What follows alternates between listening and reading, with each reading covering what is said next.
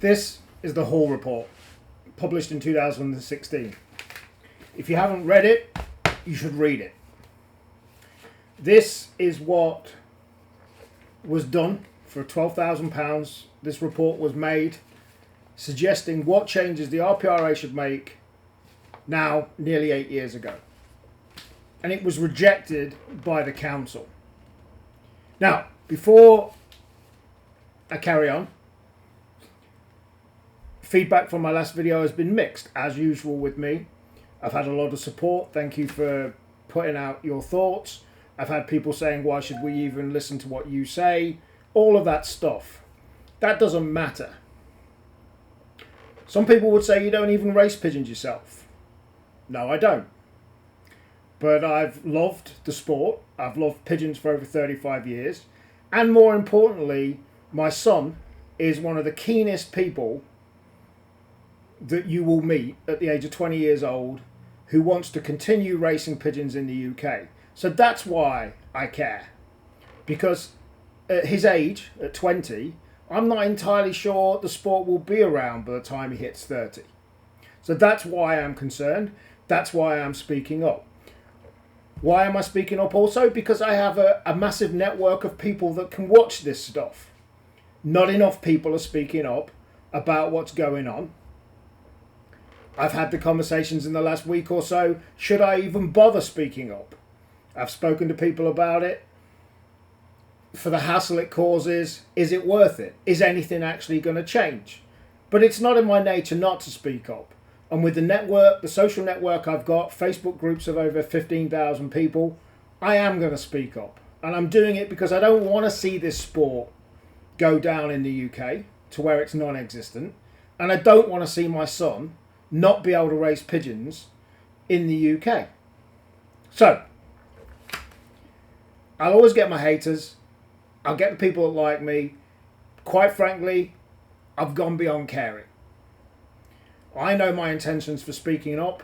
I've had private conversations with people saying you should speak up more, and it is in my nature to speak up and give my thoughts, even if it just affects a small group of people for the positive. That's great. Getting back to this. This is the Hall Report. If you haven't read it, you should. The link to the Hall Report is on the comments or the post of this video. This was rejected by council. This report, in my own humble opinion, is the thing that needs to be adopted to save the RPRA. I've seen a lot of backward and forward. I've seen a lot of ridiculous comments. I've seen very positive comments and constructive comments in the last week or so.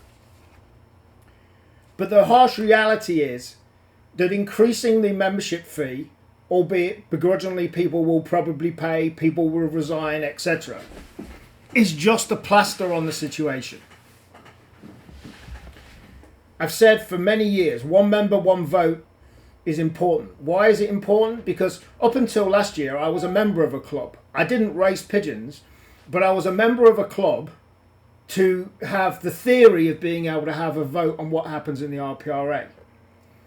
If I'm quite honest, I didn't bother renewing my membership at my local club because I thought, what's the point? Now, I'm a now individual member of the RPRA. And in theory, I and probably thousands, between 5 and 10% of people that are members of the RPRA, again, we don't know those figures, but I would guesstimate between 5 and 10% of people are individual members that don't actually fly and therefore are not part of a club and therefore in reality don't have any say on what happens in the RPRA. Surely that can't be fair. Some would say it's against all rules and against whatever freedoms. But as is now, I, with many other people, don't have the ability to do anything to shape the RPRA. Now, if it was one member, one vote, every single member of the RPRA, whether they're a flying member or not, has their say. To me, that seems the fair democratic thing to do. Getting back to the Hall Report, please read it. It spells out what needs to happen. And there's a few key takeaways. Do yourself a favour and read it if you haven't. Page 2 of 14. The organisation was founded in 1896, and a complicated governance framework has evolved over the passage of time. Very true.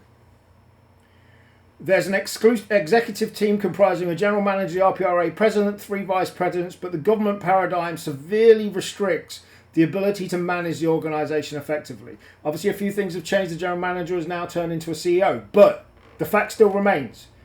It restricts the ability to be able to manage the organisation effectively.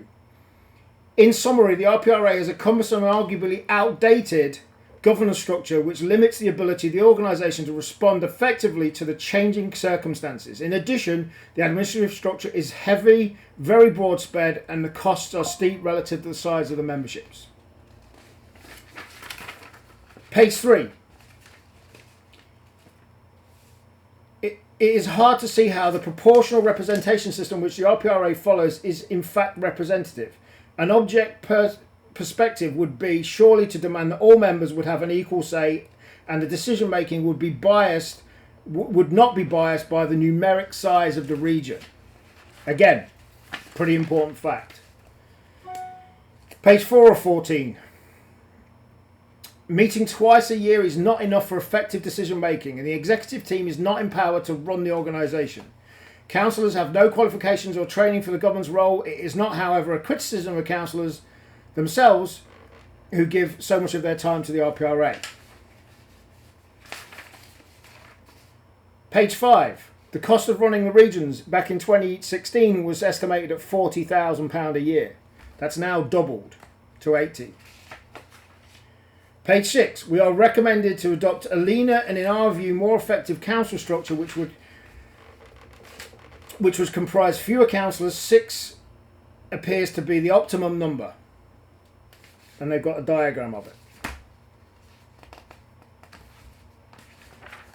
So, this is what the whole report said.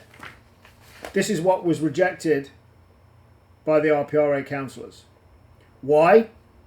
Well, as we've discussed perhaps before, it's turkeys voting for Christmas. But anybody that genuinely cares about the RPRA and the pigeon sport in the UK should be wanting to adopt this whole report. It's simple. Putting up the membership fee, my personal opinion is the membership's been way too cheap already. For years. But it's only going to plug a plaster. The British Homing World, this report talked about the British Homing World more. It blows my mind, and I've had this confirmed to me, that the British Homing World is so behind the times it's not even funny. And they've, in essence, suggested it should all be combined into one place, not having to run 2 buildings, not 2 sets of overheads, and automated.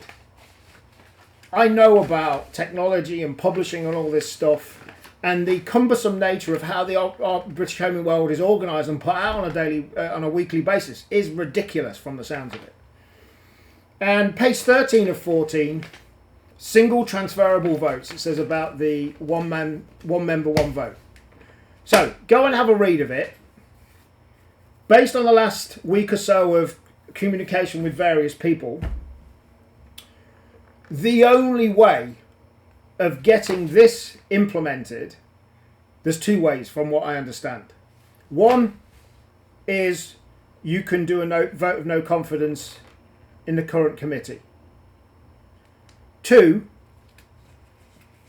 the committee themselves can invoke an emergency rule to get this done.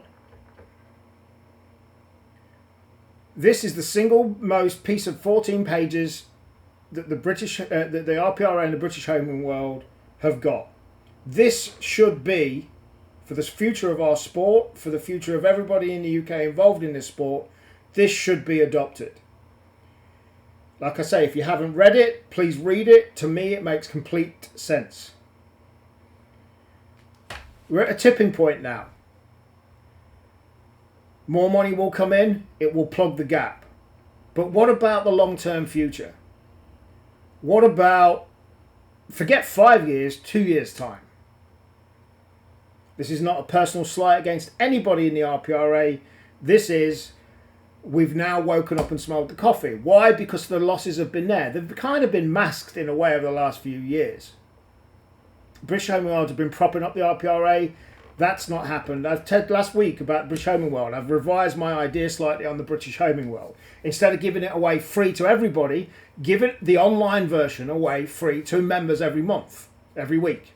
That would significantly boost the readership, and it would be a lot better prospective potential to advertisers if they know thousands and thousands and thousands of people are reading it every week, because it's free to all members. That's not saying increase the membership fee to cover the online. Give the online version for free to all members. Charge people that want the physical copy delivered to them as they do now. It covers the costs, maybe makes a small little profit, maybe not. If you want the paper version, you still have to paper it. If you want the online version, you get it with your membership.